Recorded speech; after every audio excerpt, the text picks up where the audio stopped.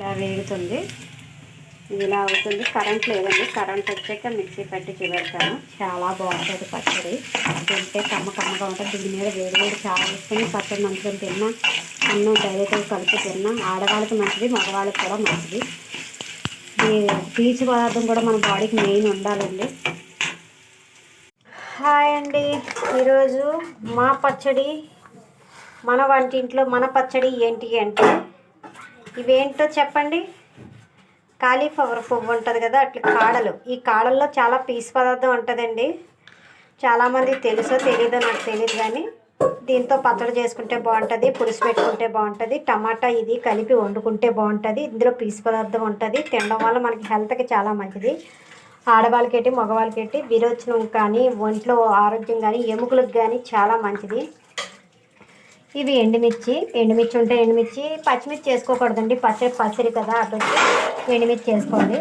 కరివేపాకు, ఆవాలు, మన చెట్టు పండించిన మొన్న ఆశ్చర్యపోయిన మినప్పప్పు గుళ్ళు, అలాగే వేరుశనగ, అదేంటి వెల్లుల్లి, వేరుశనగ కూడా మనకి ఎన్ని కావాలితే అన్ని వేసుకోవచ్చు. ఇవి ఇప్పుడు రెడీ చేసి ఉంచాను. నెక్స్ట్ కార్యక్రమం ఏంటో చూద్దాం. చూడండి, వెల్లుల్లి రెప్పలు కొన్ని వేసుకోవాలి, కొన్ని మామూలుగా పచ్చివి కూడా మిక్సీ పట్టుకోవాలి. ఇప్పుడు చూడండి, మినప్పప్పు కూడా వేసాను. మినుములు కూడా వేగాలి, బాగా వేగాలి. ఇలా వేగుతున్నప్పుడే మన ఇష్టమైన మిర్చి వేయాలి. మిర్చి కూడా బాగా వేగాలి. ఇలా వేగుతుంది కదా,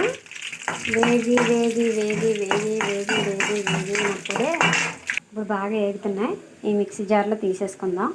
ఇప్పుడు ఇందులోని వేరుశనగ గుళ్ళు ఉన్నాయి కదా, ఇవి ఇంకేమి కావాల్సి అన్నీ వేసుకోవాలి. వేసుకొని బాగా వేపాలి.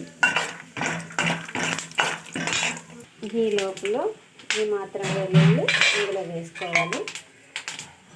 ఈ లోపల వేస్తున్నాయి. ఈ మాత్రం వేగడించాలి.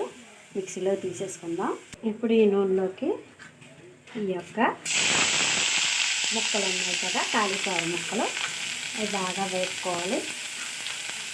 ఇవి వేసుకున్నప్పుడు కొద్దిగా లైట్గా పట్టుకుంటూ వేసుకోండి.